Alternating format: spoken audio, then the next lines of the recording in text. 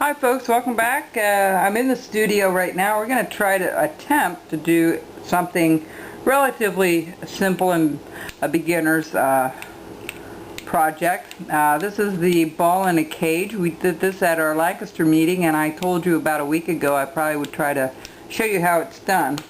I went back, I heard about Gene Messer's news about him not doing well and not able to carve for a little bit, and I know a lot of us, including myself, are going to be praying for him and hoping that Gene gets to recover quickly from his medical condition there, and that they'll find a way of correcting it for him. And you know, Gene has done an awful lot for people with his videos, and I wish him all the best. I really do, and hope to see him doing videos very shortly. But as I went back, I knew Gene had done this project before, and I wanted to see how he did it. I remember him doing one of these, and he did it straight from a block. I'm going to do a little bit different. It might be cheating a little bit from some of you, but it would make it less tedious and probably can make them a lot quicker if you're thinking of doing it for gifts and that. So here's what they gave. I wondered how we were going to do it in an hour or so at our carving meeting. We don't have a lot of time there to carve. So this is what we came up with. Mark that taught this actually drilled 4 holes on either side and then left this solid. So what we have here is a 1 inch by 1 inch by, I'd say, about 4 inches long. It looks like it's 4 inches long. And what I did, I don't like using a ruler a whole lot. If I can avoid using a ruler, I do. So here's what I do. I do this little trick with taking our pencil and our finger and, you know, putting it so we can make a line. So what I'm going to do is try to keep it the same by taking my finger and leaning it up against the wood and then taking it all the way down. And I'm going to do each side this way. Alright? Now when you drill these holes, you don't want to drill them too big. They might be like 3/16 3/8 of an inch drill bit, but you can choose whichever one you think will be enough, but you don't want it too wide that you go past this line.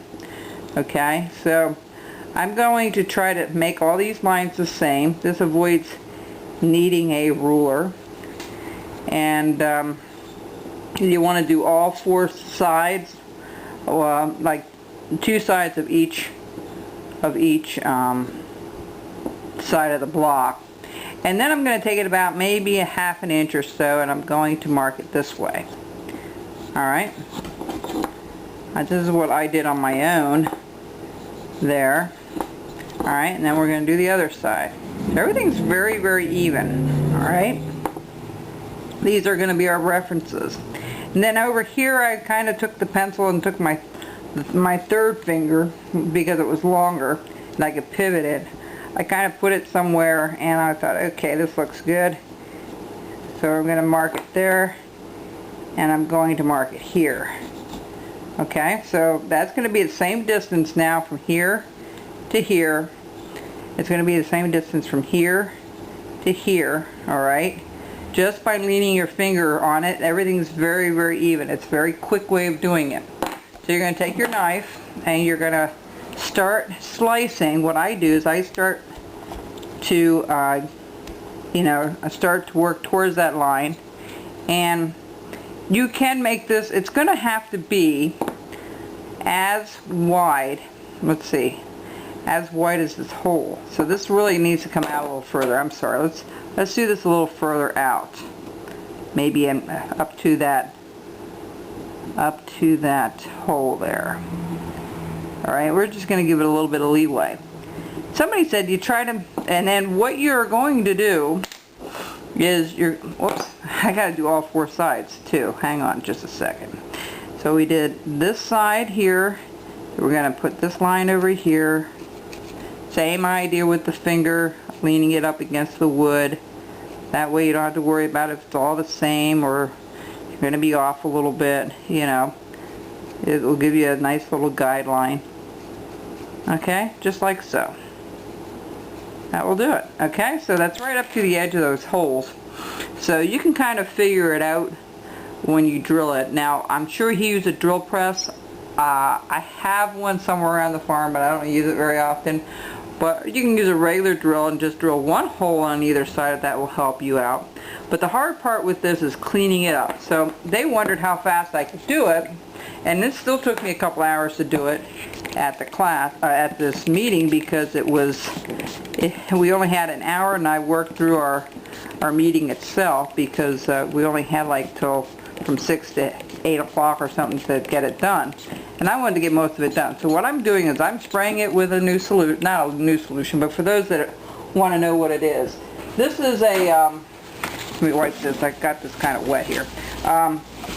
This is just a hairspray bottle that was empty, that I filled with half water, half rubbing alcohol of the 70% strength, and that will soften up the wood. So you don't want to go too crazy doing it, because overspraying it, because it will check on you, or it will crack on you. There's that potential when it dries. But I use it for stuff like this when I want to remove some of the wood itself. So what I'm going to do is I'm going to start chopping these corners square first, okay, just like so. So some of this I'm going to do offline, because I'm not going to show you all this online, but a good portion of it. Alright, and then what I want to do here, as I'm doing this, I want to stay a little bit off of that line. I don't want to go all the way to that line. I want to give myself a little leeway, like the 1/16 of an inch. But I'm going to try to get up to this line and cut all this out on all four sides. Okay, you're going to do the same thing with this side. You're just going to take your knife and you're going to make sure it's sharp. Make sure you have your glove on and all the rest. And you're just going to work your way down to that corner. And if you work your way down to that corner, see, I'm leaning it against the table because it's a little easier. My hands are out of the way, and then kind of just work myself towards that. Alright, I'm going to work towards the corners first. Alright, and remember, you're going to go against the grain when you do this, so it's not going to be real simple as going with the grain. If you try to push too hard this way, you might split it. So you want to be careful, okay? You don't want to rush through it. All right, so we're going to do each corner just like so. I'll tell you, it took a little longer than I thought to actually make this. I see I didn't put the line there, so what I want to do is measure this with my finger, take this across so I have it all the same. Okay, it's exactly the same, and we're just gonna work towards that corner. And then when you're done with these four corners, you're gonna go turn it around. You're gonna try to match these four corners, and then you're gonna trim this down. I'll be back. I'll work on it a little bit, and I'll be back, and then should continue to show you how to finish these up before we get to the ball.